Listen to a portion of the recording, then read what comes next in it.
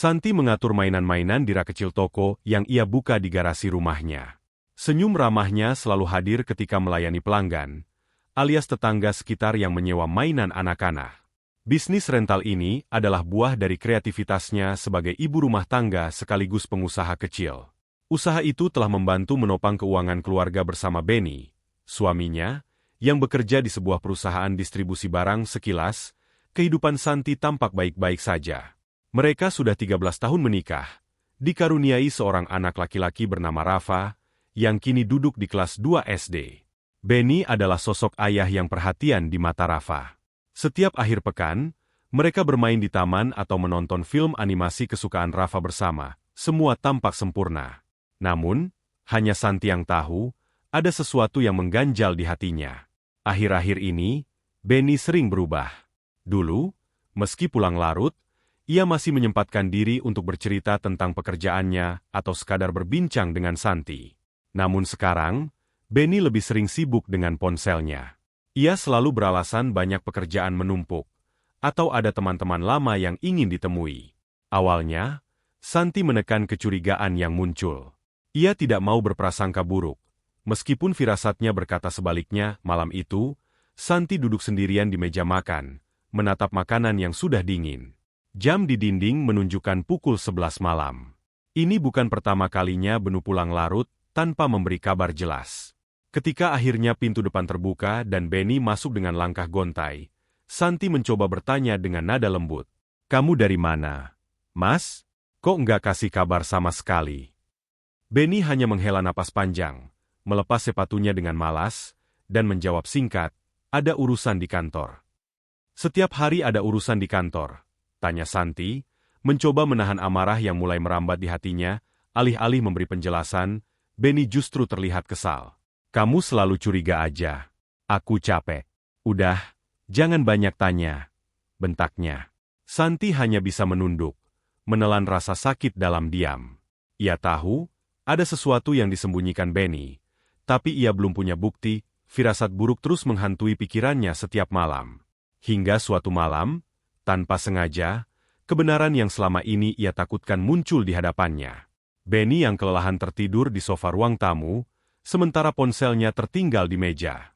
Biasanya, ponsel itu selalu terkunci atau digenggam erat. Tetapi kali ini layar terbuka. Santi ragu sejenak, namun dorongan hati lebih kuat. Dengan tangan gemetar, ia membuka pesan-pesan di aplikasi chatting suaminya. Dan disitulah semuanya terbongkar. Ada foto dan video yang memperlihatkan Benny bersama seorang wanita muda, bermesra-mesraan di sebuah kamar hotel. Detik itu juga, Santi merasa jantungnya seperti berhenti berdetak. Tangannya gemetar hebat hingga ponsel hampir terjatuh. Semua harapan dan kepercayaan yang ia bangun selama 13 tahun hancur berantakan. Air mata jatuh tanpa bisa ditahan. Tapi Santi tidak menangis histeris. Ia hanya terdiam, merasakan dunia seolah runtuh di hadapannya. Bagaimana bisa orang yang ia cintai dan percayai tega berbuat seperti ini? Malam itu, Santi tak bisa tidur. Ia duduk di samping Rafa yang terlelap, menatap wajah anaknya sambil membelai rambutnya perlahan. Dalam hati, ia bertanya-tanya, apa yang harus kulakukan? Kalau aku pergi, bagaimana dengan Rafa? Keesokan harinya, Santi mengumpulkan keberanian untuk menghadapi Benu. Setelah sarapan, saat Rafa sudah berangkat sekolah, ia meletakkan ponsel Benny di meja dengan layar memperlihatkan video perselingkuhan itu. Benny yang sedang duduk menyantap sarapannya sontak pucat. "Apa ini, Mas?" Santi menatap suaminya tajam, mencoba menahan isak yang ingin pecah. Benny terdiam. Mulutnya terbuka sejenak, tapi tak ada kata yang keluar. Ia seperti anak kecil yang ketahuan melakukan kesalahan besar. "Jelaskan, Mas," desak Santi. Benny menunduk, kemudian mulai berbicara. "Aku hilaf, Santi. Aku nggak akan ulangi lagi. Aku janji," ucapnya dengan suara rendah. Santi menggeleng, tak percaya dengan apa yang baru saja didengarnya. "Hilaf? Kamu kira aku bisa terima alasan itu setelah lihat semua ini?" Dengan marah, ia meminta Benny untuk segera menceraikannya. Ia tidak bisa lagi hidup bersama orang yang telah menghancurkan kepercayaannya. Namun, yang mengejutkan, Benny menolak mentah-mentah. "Aku nggak mau cerai, Santi. Aku pilih kamu. Aku akan berubah. Aku janji, ucapnya sambil menggenggam tangan Santi erat. Santi menarik tangannya dengan kasar. Kamu pikir janji bisa memperbaiki semuanya? Kamu pikir Rafa nggak akan merasakan dampaknya? Mereka berdua terdiam dalam ketegangan. Santi tahu, mempertahankan pernikahan ini akan menjadi mimpi buruk jika Benny tidak berubah. Tapi perceraian juga bukan hal yang mudah. Terutama karena ada Rafa di antara mereka. Beberapa hari kemudian, Santi memutuskan untuk mengumpulkan keluarganya dan keluarga BR. Ia berharap ada jalan keluar dengan melibatkan orang-orang terdekat mereka. Dalam pertemuan itu, Santi memaparkan semua bukti yang ia miliki, berharap Benny mau bertanggung jawab. Di luar dugaan, Benu tetap bersikeras mempertahankan pernikahan mereka. Aku sayang sama Santi dan Rafa.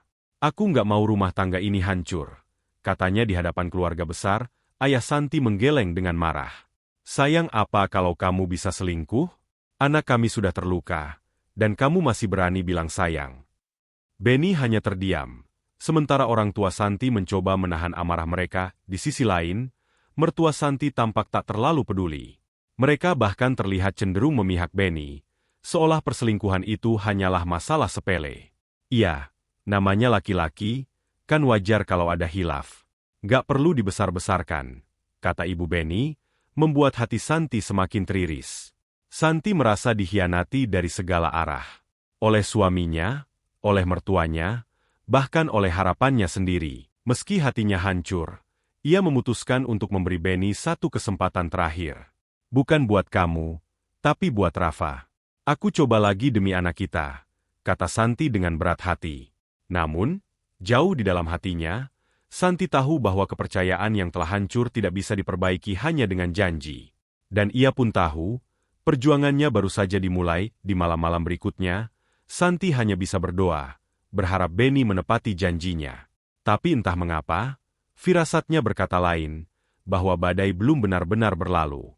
Dan ia harus bersiap menghadapi apapun yang akan datang. Setelah pertemuan keluarga itu berakhir dengan janji manis dari Benny, Santi sempat berpikir mungkin ada harapan bagi rumah tangga mereka. Dalam hatinya, ia ingin percaya bahwa suaminya benar-benar akan berubah. Santi tahu memaafkan bukan perkara mudah. Tapi demi anak mereka, ia mencoba melawan keraguan dan rasa sakit yang terus menghantui. Namun, bayangan perselingkuhan itu selalu hadir di pikirannya. Tiap kali Benny memegang ponselnya terlalu erat atau keluar malam dengan alasan mendadak, kecemasan Santi kembali menguat. Ia berusaha menahan diri untuk tidak bertanya banyak atau menuduh tanpa bukti. Karena Benny selalu mengelak dan menyebutnya, terlalu curiga, kamu mau aku berubah, kan? Ya udah, aku udah coba. Kamu juga harus belajar percaya sama aku, kata Benny suatu malam saat Santi memintanya lebih transparan. Kata-kata itu membuat Santi terdiam. Di satu sisi, ia ingin percaya, tapi nalurinya berteriak sebaliknya. Rasanya ada sesuatu yang salah dan benar saja. Beberapa bulan kemudian, kecurigaan Santi terbukti lagi. Ia mendengar desas-desus dari tetangga, bahwa suaminya sering terlihat di salon kecantikan milik seorang janda muda. Awalnya Santi mengabaikan, berpikir itu hanya gosip biasa. Namun, semua keraguan sirna saat ia tak sengaja menemukan tanda-tanda nyata yang lebih menyakitkan. Pada suatu siang, Benny pulang terlambat dengan alasan mobilnya mogok. Namun, di dashboard mobil itu, Santi menemukan sebuah kwitansi renovasi rumah dengan nama wanita yang tak asing lagi baginya, janda pemilik salon yang sering disebut-sebut tetangga. Air mata Santi langsung mengalir. Ia merasa seperti dipermainkan dan dibohongi lagi setelah semua janji manis Benny. Esok harinya, Santi mencoba menyelidiki lebih dalam. Ia mendatangi beberapa tempat untuk mengonfirmasi renovasi itu dan benar saja, Benny ternyata sudah menikahi janda tersebut secara siri. Betapa hancurnya perasaan Santi mengetahui hal ini. Yang lebih menyakitkan, mertuanya tahu tentang pernikahan ini, tapi tidak pernah mengatakan apapun kepadanya. Ketika Santi akhirnya menghadapkan Benny dengan fakta tersebut, suaminya hanya diam. Tak ada rasa bersalah atau penyesalan yang terlihat jelas di wajahnya. Seakan-akan ia sudah siap dengan konsekuensinya. Aku nggak mau ninggalin kamu, Santi. Kamu masih istri sah aku, dan aku tetap akan tanggung jawab sama anak-anak. Ujar Benny dingin. Jadi, tanggung jawab apa? Ngeluarin uang buat istri barumu, terus aku yang harus bayarin utang-utangmu. Bentak Santi dengan marah. Santi merasa ditikam dari segala arah. Oleh suaminya, oleh wanita itu, dan bahkan oleh mertua yang tak berpihak padanya. Setelah semua pengorbanan yang ia berikan selama bertahun-tahun, Santi merasa diabaikan dan tidak dihargai. Santi tidak tinggal diam. Ia mendatangi rumah mertuanya dengan harapan bisa mendapat penjelasan atau setidaknya dukungan. Namun, jawaban yang ia terima sungguh mengecewakan. Kami nggak mau ikut campur urusan kalian, Santi. Itu sudah keputusan Benny, ucap ibu mertuanya sambil mengalihkan pandangan. Jadi, kalian tahu dari awal, tapi sengaja diam saja. Tanya Santi dengan suara bergetar menahan emosi. Kamu juga nggak sempurna, Santi. Mungkin ini ujian buat kamu. Kalau kamu sabar, semuanya akan baik-baik saja. Jawab ayah mertuanya dengan ringan. Hati Santi makin teriris mendengar kata-kata itu. Seolah-olah penderitaannya dianggap sepele, dan pengkhianatan suaminya diperlakukan sebagai hal yang wajar. Ia menyadari bahwa dalam situasi ini, ia hanya bisa mengandalkan dirinya sendiri. Masalah tak berhenti di situ. Ternyata, selain merenovasi rumah wanita tersebut, Benny juga menguras tabungan mereka untuk memenuhi kebutuhan istri barunya. Hal ini membuat utang keluarga mereka membengkak, hingga para kreditur mulai menagih Santi. Kalau kamu nggak mau bantu, kita bisa hancur, Santi. Kamu mau anak kita susah. Kata Benny ketika Santi mulai keberatan membayar utang-utang suaminya. Meski hatinya dipenuhi kekecewaan, Santi tak sanggup membiarkan anaknya hidup dalam kekurangan. Dengan berat hati, ia melunasi sebagian besar utang Benny menggunakan uang dari hasil usahanya. Setiap lembar uang yang ia keluarkan seolah menambah rasa pedih di hatinya. Tetapi demi masa depan anak-anaknya, Santi memilih untuk berkorban. Setelah semua itu, ia akhirnya menyadari bahwa Benny tak ingin menceraikannya bukan karena cinta atau tanggung jawab. Benny menolak bercerai karena banyak harta mereka tercatat atas nama Santi. Jika mereka bercerai, Benny akan kehilangan kendali atas aset-aset tersebut. Dia cuma takut kehilangan harta. Bukan takut kehilangan aku. Santi berbisik lirih kepada dirinya sendiri. Semakin sadar bahwa hubungannya dengan Benny hanya menjadi alat untuk kepentingan suaminya. Lebih sakit lagi bagi Santi ketika ia tahu Benny merenovasi rumah wanita itu menggunakan uang pinjaman. Utang menumpuk, dan Benny mulai kewalahan. Meski terluka, Santi masih memiliki hati yang besar. Ia membayar sebagian utang Benny, berharap ini bisa menjadi jalan bagi suaminya untuk memperbaiki diri di balik pengorbanannya. Santi akhirnya menyadari alasan sebenarnya Benny tidak ingin bercerai. Sebagian besar aset dan harta keluarga mereka tercatat atas nama Santi. Jika mereka bercerai, Benny akan kehilangan akses ke banyak hal yang ia butuhkan untuk menopang gaya hidup barunya dengan istri keduanya. Merasakan getirnya kenyataan, tak cukup dengan perselingkuhan. Istri baru Benny justru sering memamerkan hubungan mereka di media sosial. Santi kerap menerima pesan berisi foto-foto mesra mereka saat liburan, seolah-olah ingin memperlihatkan bahwa Benny kini lebih bahagia dengan kehidupan barunya. Bahkan dia sengaja kirim foto jalan-jalan mereka ke aku, keluh Santi kepada sahabatnya. Air matanya berlinang, tapi ia berusaha tetap tegar demi anak dan bisnisnya. Kini, Santi sedang mengandung anak kedua dari Benny. Usia kandungannya sudah memasuki 7 bulan. Kondisi fisik dan emosionalnya sangat rapuh. Di satu sisi, ia ingin mempertahankan pernikahannya demi anak-anak. Tapi di sisi lain, hatinya tak kuat lagi menahan sakit jika Benny tetap memilih janda itu. Malam-malam panjang sering dihabiskan Santi dengan memikirkan nasib rumah tangganya. Ia berbicara dengan janin dalam kandungannya, seakan mencari kekuatan. Kalau kamu besar nanti, Mama janji kita akan baik-baik saja, meski tanpa papa, bisiknya dengan tangan membelai perut.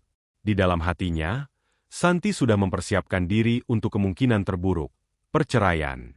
Ia tak ingin anak-anaknya tumbuh dalam rumah tangga yang penuh kepura-puraan dan kepedihan. Langkah itu tidak mudah. Meninggalkan seseorang yang telah menemani hidupnya selama 13 tahun bukanlah perkara ringan. Pada akhirnya, Santi sadar bahwa kebahagiaan tidak bisa dipaksakan. Jika Benny lebih memilih wanita lain dan mengabaikan tanggung jawabnya, maka ia harus belajar melepaskan.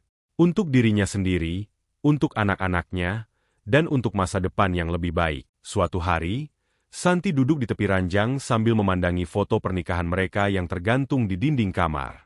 Foto itu dulu penuh makna, tapi kini terasa seperti kenangan dari kehidupan yang berbeda. Ia menarik napas dalam-dalam dan menggenggam tangannya sendiri, mencoba menenangkan hatinya. Meski perjalanan ini berat, Santi bertekad untuk menemukan kebahagiaannya sendiri. Ia tidak lagi ingin terjebak dalam siklus pengkhianatan dan rasa sakit. Jika Benny tidak berubah dan memilih bertahan dengan kehidupan barunya, Santi siap untuk melangkah maju, sendiri tapi penuh harapan. Saya nggak butuh banyak harta atau janji kosong. Saya cuma ingin hidup yang tenang dan anak-anak bahagia, bisik Santi pada dirinya sendiri. Dengan hati yang kuat, ia menatap masa depan dengan keberanian baru. Bab baru dalam hidupnya sedang menanti, bab yang ia tulis sendiri. Tanpa ketergantungan pada orang lain, cerita Santi adalah kisah tentang keberanian dan perjuangan seorang wanita yang harus menghadapi kenyataan pahit dalam rumah tangganya. Di tengah cobaan dan pengkhianatan, ia menemukan kekuatan dalam dirinya untuk berdiri tegak. Dan meski jalan di depan penuh tantangan, Santi tahu bahwa ia tidak akan pernah sendiri. Ia memiliki anak-anaknya dan harapan yang akan selalu menuntunnya menuju masa depan yang lebih cerah. Demikianlah sebuah kisah penuh makna yang bisa kita ambil pembelajaran di dalamnya. Semoga kisah ini bisa memberikan nilai positif bagi penonton sekalian. Terima kasih telah menonton video ini sampai akhir. Sampai jumpa di kisah-kisah inspiratif lainnya. Jangan lupa like, subscribe dan tinggalkan jejak kalian di kolom komentar.